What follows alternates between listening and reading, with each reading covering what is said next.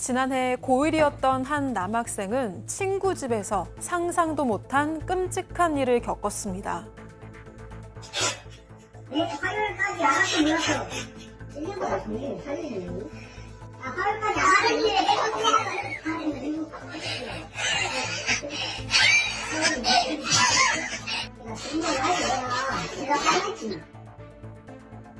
흉기 위협도 모자라서 청테이프로 친구의 손발을 묶고 또 이 모습을 웃으면서 촬영하기까지 한 이들.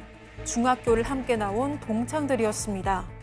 이들은 친구의 머리를 강제로 밀기도 했고 돈을 빼앗는 등 지난 4년간 수많은 악행을 저질러 왔다고 하는데요.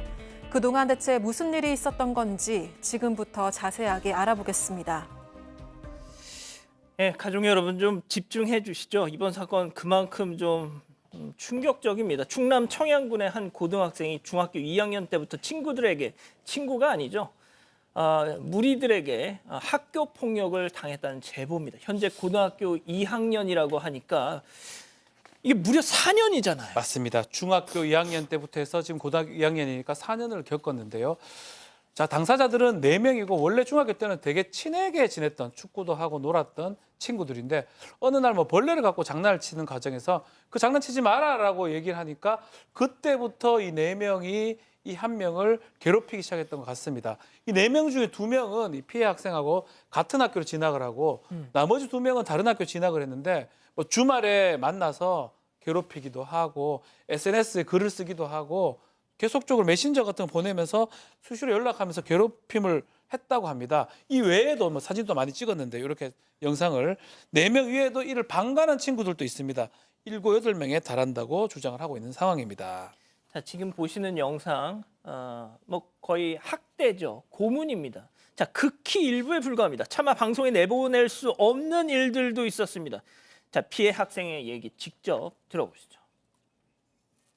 손테이프로 묶어가지고 바지를 벗겨 사진을 찍고 자신들끼리 그냥 공유하거나 다른 친구들한테 그거를 보내는 것도 있기도 하고 세상을 다 잃은 기분인 것 같기도 하고 너무 힘겹고 위축되어서 아무것도 할 수 있는 게 없었고 빠져나갈 힘도 없고 왜냐면 이게 3, 4년 동안 당해왔던 거니까 내일은 또 어떻게 생활해야 할까 걱정도 하고 내가 왜 이런 수모를 겪어야 될까 라는 생각도 하게 되고 그랬어요.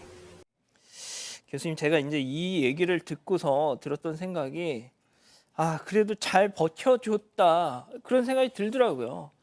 네. 정말 만약에 이 친구가 혹시 잘못된 생각이라도 했더라면 말이죠.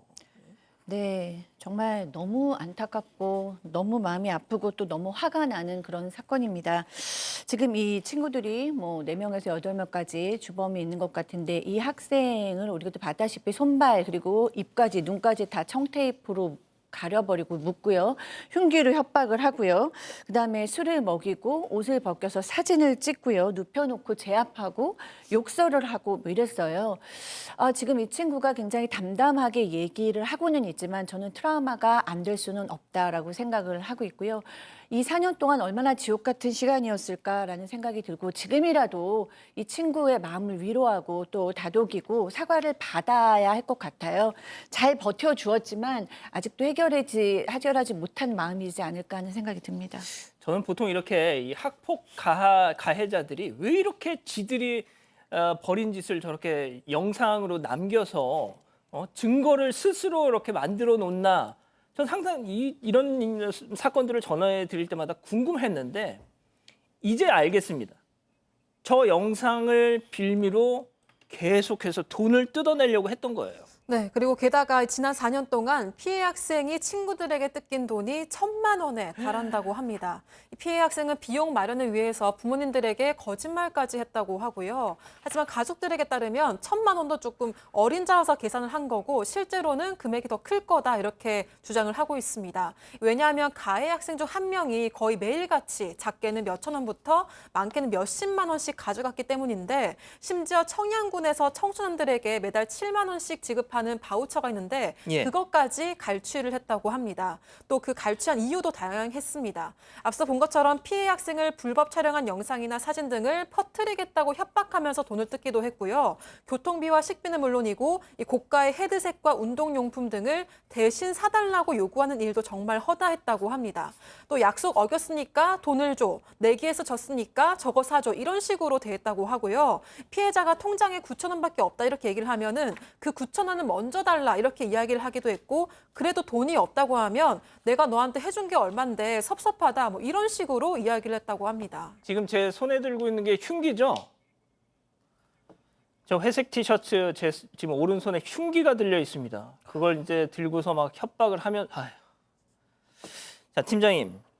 이게 10대라고 생각이 되세요? 생각이 안 조폭 됩니다. 아닙니까 이거 그냥? 완전히 공갈배 수준이 된 상황인데요.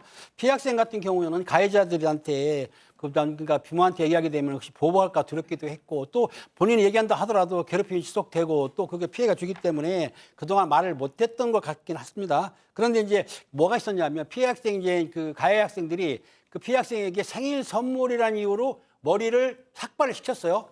그리고 이제 밀치고 그래가지고 얼굴에 상처를 입고 몸에 상처가 났는데 저 삭발이 되고 상처가 나니까 부모님들이 깜짝 놀랄 거 아닙니까? 너 왜 삭발하고 상처 있어 물어봤는데 이 남학생이 그때 얘기를 안 하고 지금 머리를 자기가 뭐 미용실 가서 깎았다느니 넘어졌다니 핑계를 대면서 지금 머리를 자세하게 그렇죠, 삭발하는 과정입니다. 예. 저렇게 부모님한테 솔직히 말씀을 못한 거예요. 그러니까 부모님은 몰랐다고 하고요. 그런데 지난 4월 말이나 5월 초에 그 옆집에 사는 사촌 형이 있다는 겁니다. 사촌 형이 있는데 자전거가 있었는데 급히 자전거를 타고 가는 중에 이 가학생들을 만났는데 이 가학생들이 자전거를 타보고 싶다면서 가져가니까 그때 사촌 형이 눈치를 좀 챘던 것 같아요. 그러다 보니까 사촌 형이 부모한테 얘기를 했어요. 그러니까 부모들이 보고 학생을 불러서 충고했더니 이 학생이 그때서야 자기가 피해당한 사실을 솔직하게 얘기했기 때문에 모든 사실이 알게 됐는데 그 전에 좀 더 이 학생이 미리 부모한테 말했으면 어땠을까 싶은데 어쨌든 지금은 가족들이 모두가 저 피해 사실을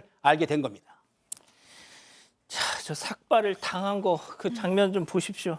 자, 뭐가 됐든 이 사촌형 자전거가 아니었더라면 아직도 지금 이 시간에도 혼자 끙끙 소가리를 했을 겁니다. 자, 그렇다면 이제라도 가족들이 알게 됐으니 끝인 걸까요? 체크포인트 짚어보죠. 공포의 수학여행. 자, 마침 가족들이 다 알게 된 그날이 수학여행을 하루 앞둔 날이었다고 해요. 자, 피해 학생과 어머니의 심경 어땠는지 이어서 들어보시죠. 처음으로 비행기 타고 가는 여행이었어가지고 설레임이 가득했었는데 그 가해자 중에서 같은 학교 가해자들은 2명 정도 됐으니까 그런 일들을 또 다시 할까봐 두려우기도 했고 선생님은 책임감이 없으셨던 게 어차피 수학이 많은데 누가 날 괴롭혀 선생님이 지켜보고 있는 게라고 했는데 수학여행 다녀온 후에 조치를 하겠다고 말은 했는데 대답도 없고 저한테 따로 연락도 없고 제가 봤을 때는 학교에서는 그냥 말로만 그렇고 움직이지는 않은 것 같아요. 아니, 지금 피해자 가해자를 수학여행을 같이 보냈어요?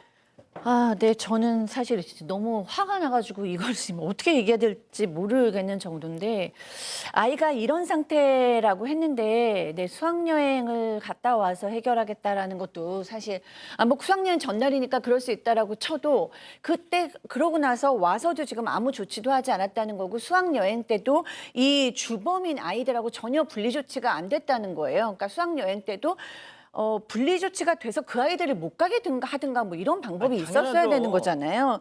그런데 뭐 선생님이 이렇게는 얘기를 해주셨대요. 누가 널 괴롭히겠니? 내가 이렇게 보고 있는데 라고는 얘기했어요. 그래서 이 아이도 이제 선생님은 잘못이 없다 이렇게 두둔하고 싶었던 것 같은데 그럼에도 불구하고 그 가해 학생이 한 명이 문자를 보내서 너 한번 좀 보자. 이렇게 얘기를 해서 이 아이는 불안에 떨었어야 됐고 가족들도 정말 계속 통화하면서 안절부절 못했다고 합니다. 자, 수학여행은 한참 전에 끝났어요. 자, 그런데 이걸 제보해 주신 이유가 뭘까 생각해 보면 뭔가 해결이 안 됐으니까 제보를 하신 거겠죠. 자, 수학여행 다녀온 지 한참이 지났는데 학교에서는 제대로 된 조치가 없었습니다. 결국은 117 학교폭력신고센터의 가족들이 연락을 취했고요. 교육청에서 이걸 알았습니다. 피해 사실을 알게 돼서 결국은 이 수학여행 앞두고 이렇게 변명을 합니다. 사실관계를 파악이 어렵다라고 변명을 했고요. 교육청에서는 교육지원청입니다. 가해 학생에 대한 조사 마쳤고 학교 대응이 지금 잘못됐다. 징계 검토 중이다고 마친 상황인데 지금 피해 학생의 아버지 같은 경우는 우리 아이 10대가 완전히 망가졌다라고 하고 있고 제발 이 가해 학생 전원 단호하게 처벌을 해주고 접근 금지 등 보호 조치도 좀 해달라고 부탁을 한다라고 말씀을 하셨습니다.